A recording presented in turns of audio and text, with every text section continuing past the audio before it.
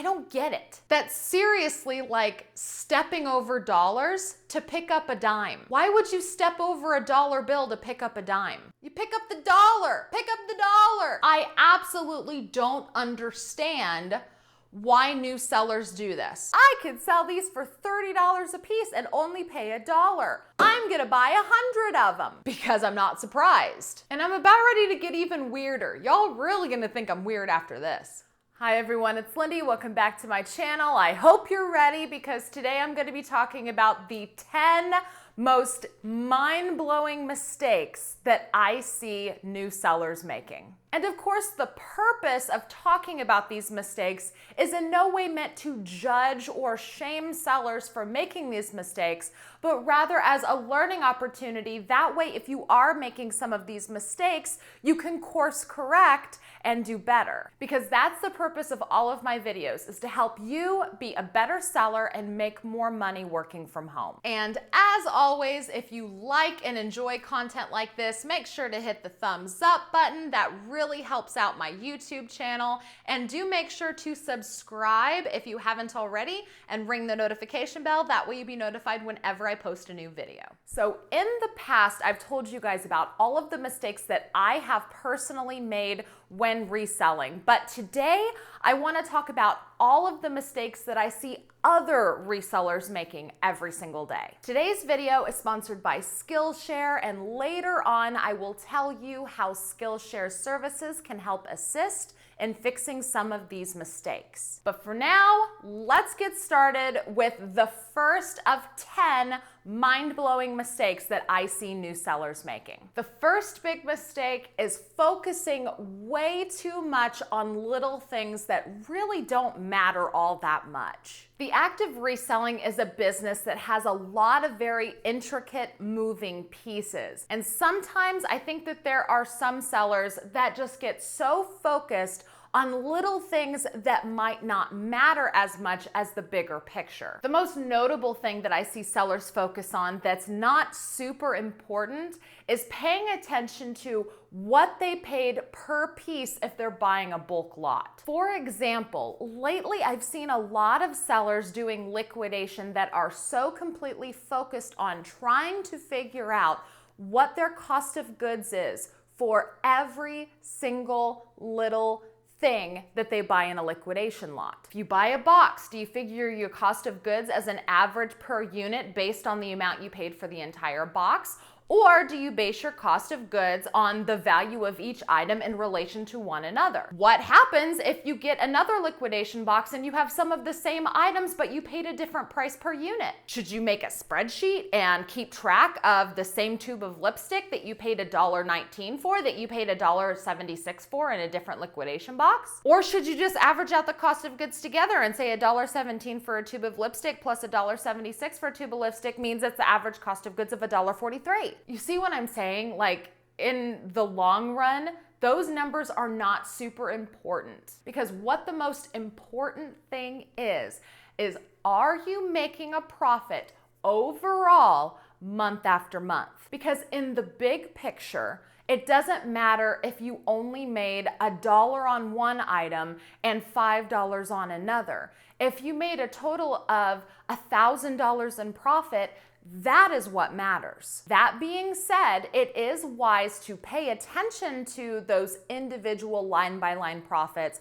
if you are experimenting with a new category. That way you know what kind of merchandise you should be focusing your attention on. But what matters overall is, are you making money in the long term? And I think a lot of sellers try to focus way too much on their individual cost of goods per item and try to juggle where it came from, and if you have more than one, where this one came from, and tracking those things properly. And it really shouldn't be that complicated. That energy is better spent focusing on other things. Another example is taking way too much time and stressing out about your item descriptions. A lot of sellers think that you have to have a lot of data in there. You have to be super specific. You have to have shipping policies, return policies, handling time policies. You have to have fun fonts and different coloring, and you have to have templates, and you have to have this crazy professional layout, and all of that is absolutely not the case. Your item descriptions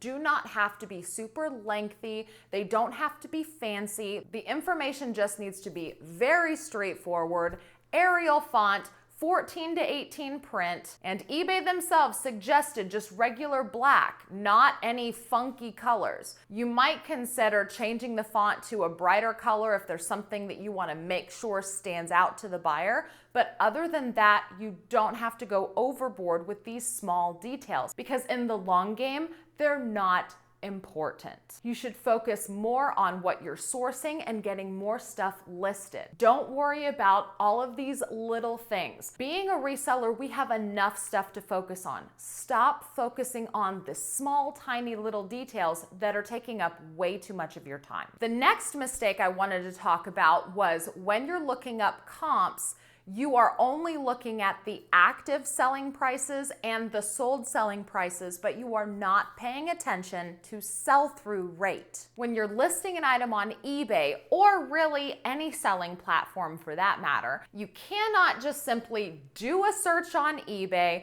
and see what sellers are currently selling the item for, and then look at sold comps and see what buyers are actually paying for the items. You do need to pay attention to sell-through rate, and this is why. For instance, let's say this rose gold glitter candle. You did an eBay search, and the eBay search results said that this candle was currently being listed at $30 middle ground for all sellers. There are some that are listed for $20, some that are listed for $50, but the average is right about $30 in a listing. But there are 10,000 current active listings. That means that there are 10,000 sellers that are currently trying to sell this candle. So now you look at the sold comps. Yes, indeed, people are paying $30, $40, $50 for this candle, but in the last 90 days, only 20 have sold. So what does that tell me? That tells me that on average, only 6 or 7 sell every single month. And there are 10,000 sellers trying to sell it. So if all you're doing is paying attention to the sale price, if you see a bunch of these candles come available for $1 a piece and you're like, whoa, I could sell these for $30 a piece and only pay $1. I'm gonna buy 100 of them. Even if you were the only seller selling that candle, it would still take you over a year to sell all 100 of those. So now suddenly that doesn't seem like such a good deal. Yeah, it might be a good idea to go ahead and buy a couple because flipping $1 into $30 sales is a pretty good turnaround, but you should know by that sell-through rate and seeing what's actually active out there, that should be a clue to not go crazy and buy too many of them. So if you're out sourcing, looking for merchandise to flip online, don't just look at active listing prices and active sold prices, but also check your sell-through rate to make sure that it's not going to be an item that is going to sit in your store forever, unless you're okay with that. Another mind-blowing mistake that I see sellers making is spending all of their profits and not reinvesting it into their business. So about 6 months ago, I did a video talking about how I got started selling on eBay with only $20. I'll link that video up here if you missed it. But in that video, I discussed how I felt like one of my own personal biggest mistakes in this time frame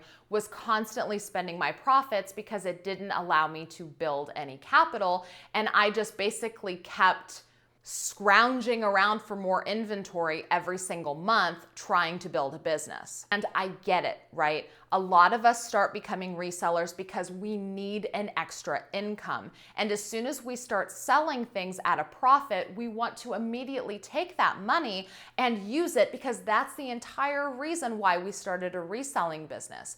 But I have to implore you to not spend those profits if you are wanting to grow a bigger side business. If you're looking to just have a reselling business making an extra 20 bucks a week that you can help apply to your kids' taekwondo class, then this might not apply to you.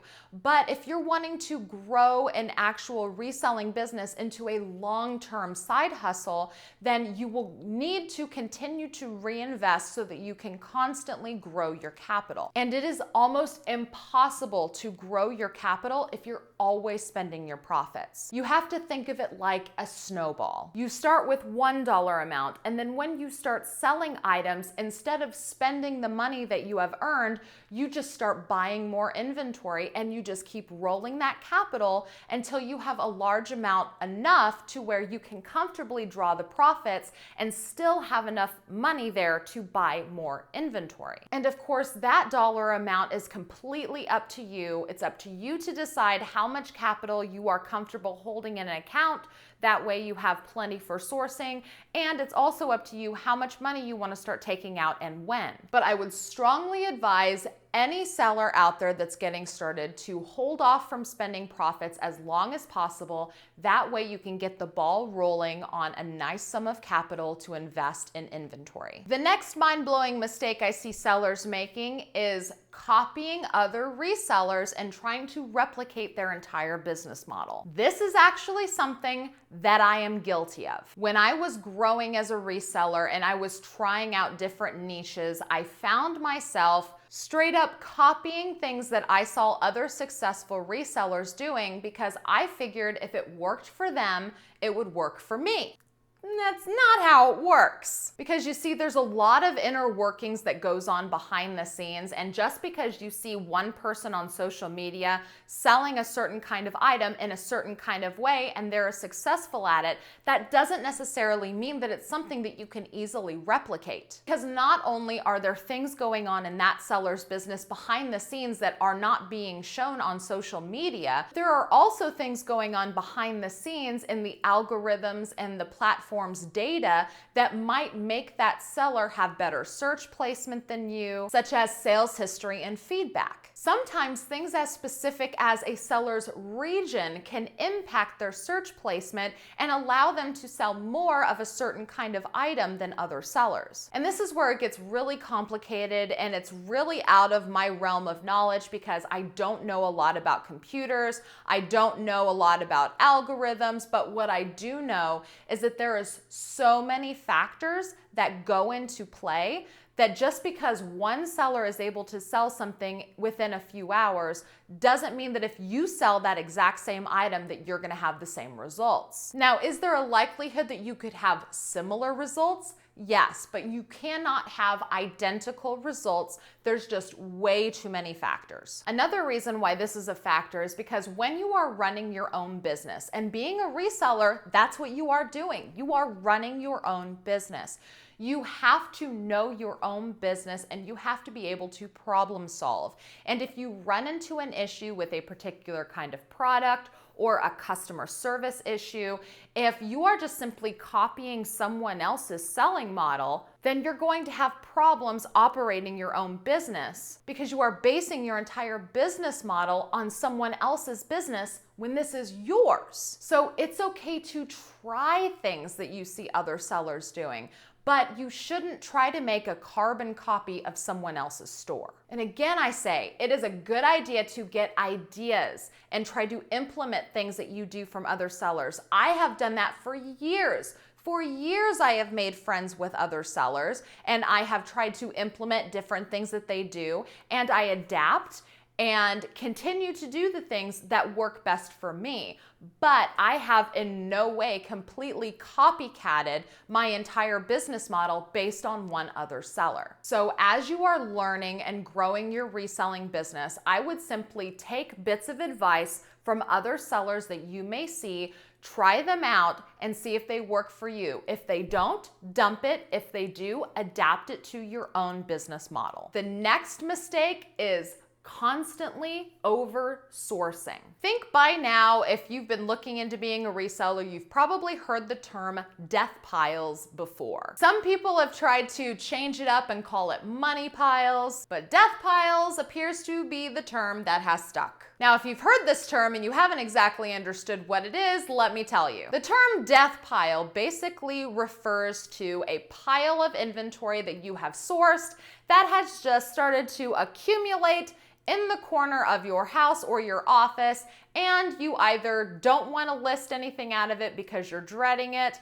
or it's just become so overwhelming, you just want to pretend like it's not even there. But the bigger these death piles get, the worse it can be for you as the seller. On the milder side, it's just a simple inconvenience. It might stress you out constantly seeing this pile of inventory sitting there and you just don't want to deal with it. But on the more extreme, severe side of causing a problem, those death piles can actually cause your business to go broke. Because think about it, if you're constantly sourcing more than you're listing, you can eventually run out of money. There are a lot of sellers out there that are addicted to sourcing, right? We like to find the stuff and we get that dopamine rush in our brain when we buy something that we know we can flip for profit.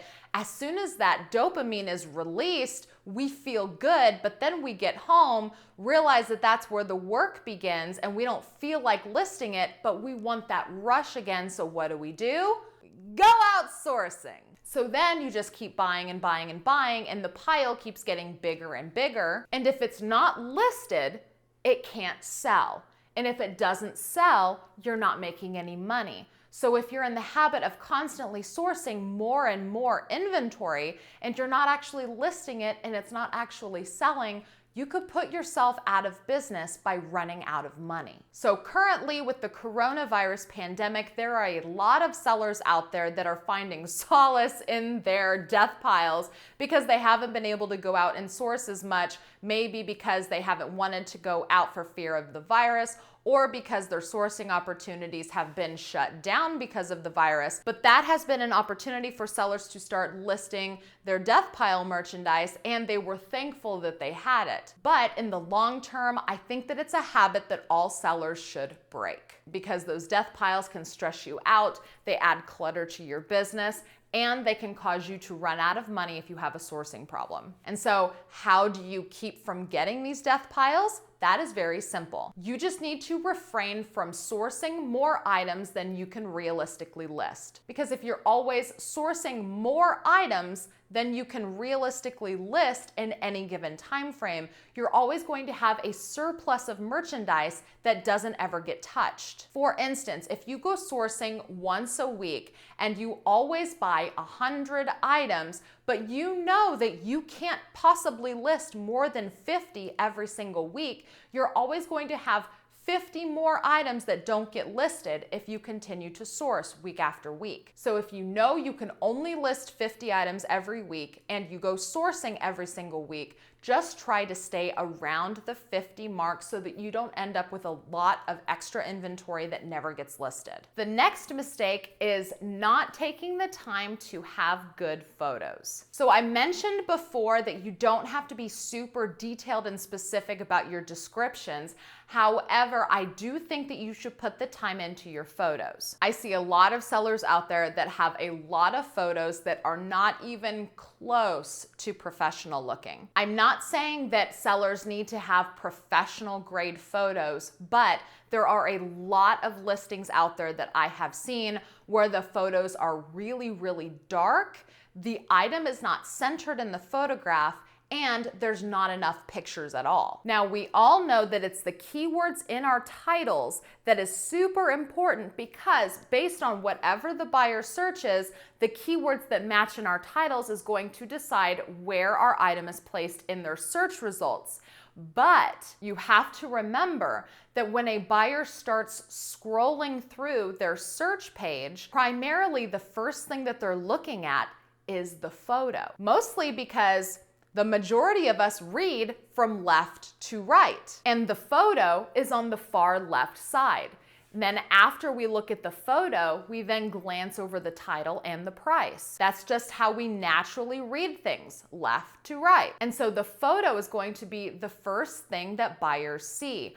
I cannot imagine that a buyer goes through and reads the titles before looking at the pictures. So that picture is your first impression. That photo is likely to be the thing that gets that buyer to click on your listing and check it out. So if your photo is dark, and if your item is not properly centered in the photo, or if you don't have enough pictures of the item to give the buyer a sense of what they're buying, they're not going to click, they're not going to buy. And this is an awesome segue into today's sponsor. Skillshare is an online learning community that has over 20,000 different classes so that you can teach yourself a wide variety of things. Skillshare has been a sponsor of my YouTube channel for a really long time now, and I always tell you guys about how I appreciate their classes in business. For instance, they have lots of classes about creating logos and building your brand online, but they also have classes about photography. So if you're really struggling with how to take bright pictures that are intriguing to buyers,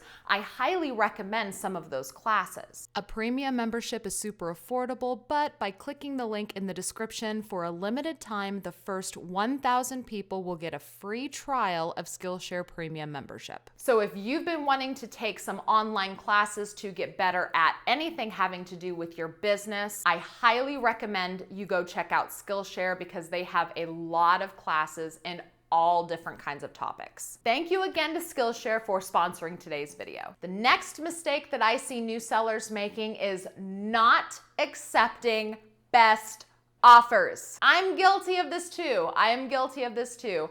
Early on in my YouTube channel, I did an entire video about why I don't think that best offers is a good business model, why I think that you should just price your item at the lowest you're willing to accept and wait for a buyer to buy. And then I tried best offer and I realized that I was completely and totally wrong about all of it. That's right, I will admit when I'm wrong. I am not one of those people that has a problem admitting that I was wrong.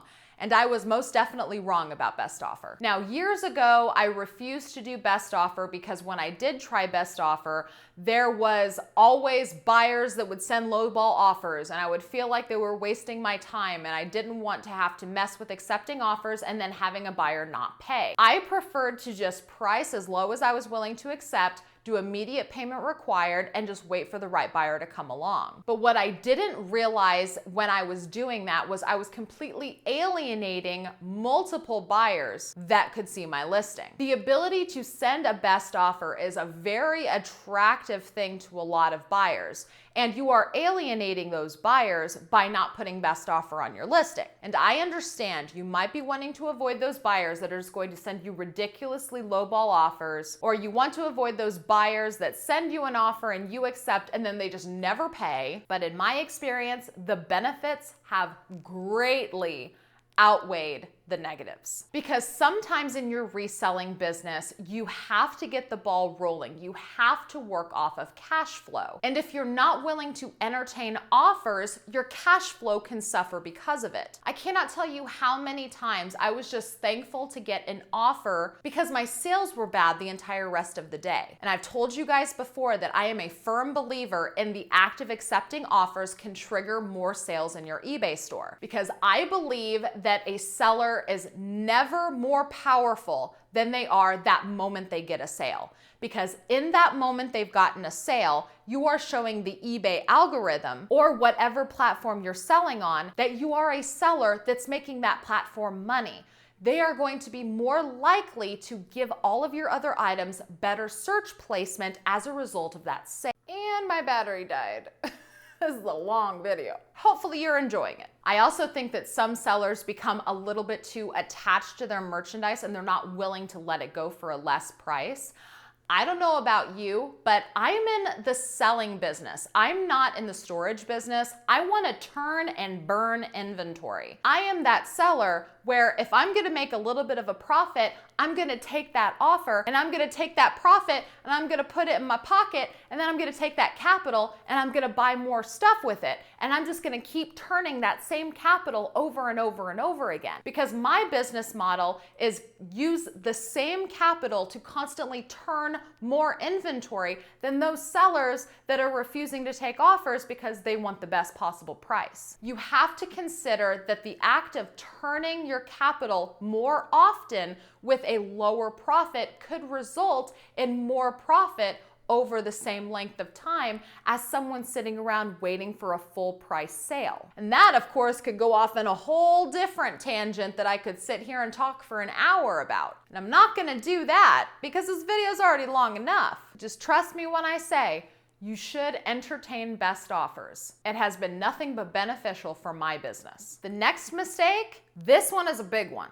This is a big one, but it's probably gonna be no surprise to you because I talk about this all the time. The next mind-blowing mistake is sellers listing an item on eBay and just walking away. Bye listing, I hope you do well. Not just eBay, but other platforms like Poshmark and Mercari. You cannot just list your item on a platform, walk away, and just cross your fingers and hope that it sells one day. You might have been able to do that 20 years ago when there wasn't a whole lot of sellers on these platforms, but today these platforms are highly competitive.